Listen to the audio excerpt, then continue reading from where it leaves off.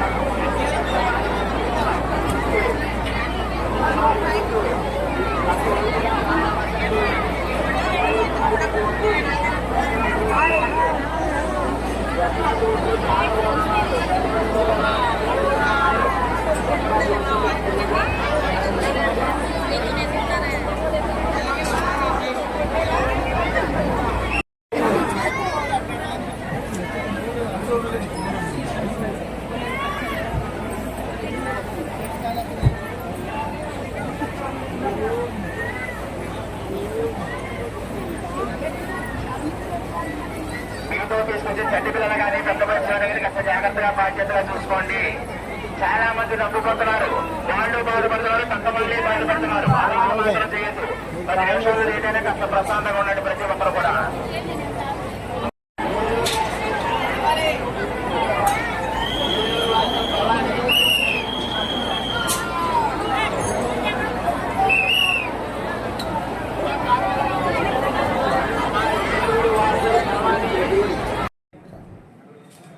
వాడపల్లి శ్రీ వెంకటేశ్వర స్వామి వారి యొక్క సన్నిధిలో ఈరోజు ఉదయం ఇక్కడ జరుగుతున్నటువంటి అభివృద్ధి కార్యక్రమాలన్నీ కూడా సమీక్షించడానికి నేను వచ్చి ఇక్కడ జరుగుతున్న పనులన్నింటినీ కూడా పరిశీలించడం జరిగింది.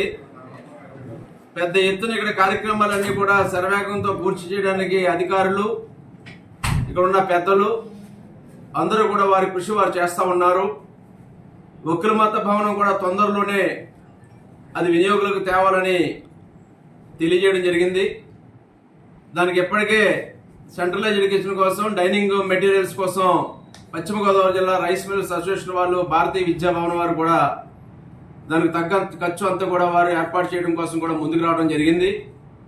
అదేవిధంగా ఆ పక్కనే ఒక డార్మెటరీ కూడా ఏర్పాటు చేయాలి, దానికి కూడా శాంక్షన్ అయి ఉంది.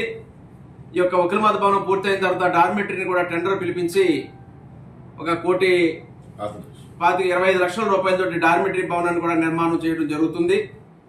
అదేవిధంగా వకీలమాత భవనం మరొక పక్క ఒక 54 రూములు, 4 డార్మెటరీస్తో కలిపి 12 కోట్ల రూపాయలతోటి ఇప్పుడు కమిషనర్ గారి దగ్గర ఫైల్ పెండింగ్లో ఉంది.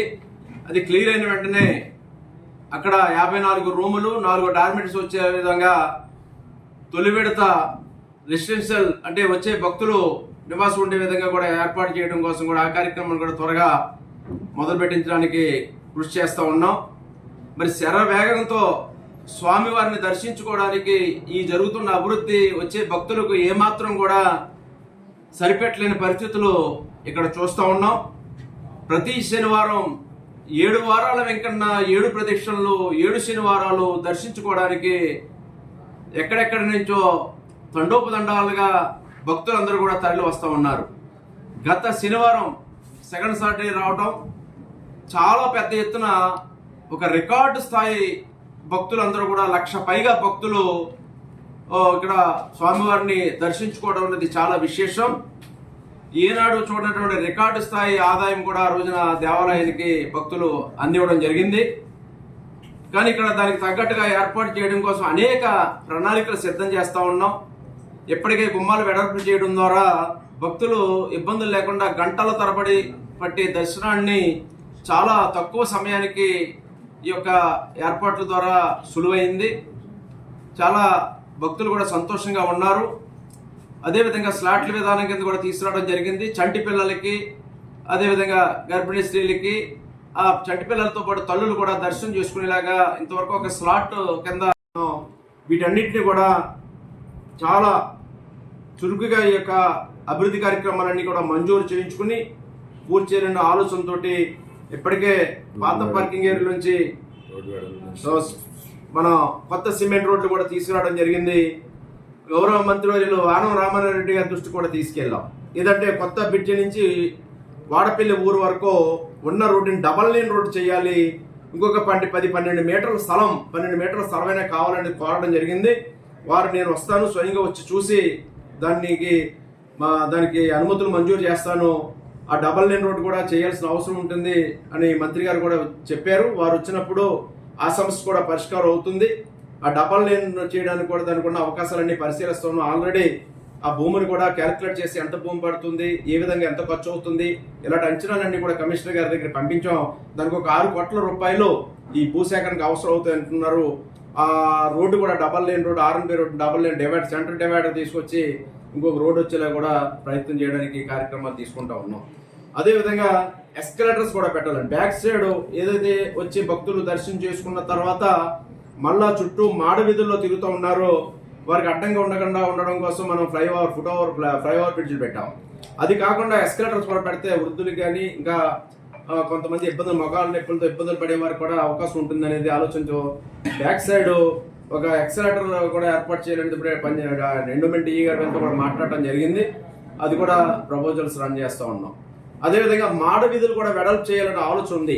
40 అడుగులు తక్కువ కాకుండా 4 వైపులా మాడ వీధులు భక్తులు ఏ నమ్మకంతో అయితే 7 ప్రదక్షిణలు 7 శనివారాలని కోరుకుంటూ స్వామివారి మీద నమ్మకంతో వస్తూ ఉన్నారో వారికి సౌకర్యవంతంగా ఉండడం కోసం ఈ వెడల్పు చేసే కార్యక్రమాన్ని కూడా అక్కడ స్థలానికి సంబంధించిన వారితో మాట్లాడుతూ ఉన్నాం. ఇంతకు ముందు కూడా నేను మాట్లాడాను. అక్కడ ఎవరైతే స్థలం యజమానులు ఉన్నారో వారిని పిలిచి మాట్లాడటం జరిగింది. ఇక్కడ ఉన్న కొన్ని ఆక్రమణలు తొలగించాలని. కానీ ఈ మాడవీధులకు సంబంధించి కొంత దేవస్థాన భూ ఉంది, కొంత ప్రైవేట్ భూ ఉంది. వారందరినీ కూడా కోరుతూ ఉన్నాం. వారికి ఏదో విధంగా ఆర్థిక తోడ్పాటు ఇచ్చి అది ఖాళీ చేయించి 4 మాడవీధుల్లో 40 అడుగులు తక్కువ కాకుండా భక్తులు రేపు 7 శనివారాలు 7 ప్రదక్షిణ చేసుకోవడానికి వీలుగా ఉండేలాగా తీర్చిదిద్దడానికి ఆలోచన చేస్తూ ఉన్నాం, తెలియజేస్తూ ఉన్నాను. చాలా నిర్మాణాలు మొదలు పెడతా ఉన్నాం. కోనేరుని పూర్తి చేయబోతా ఉన్నాం.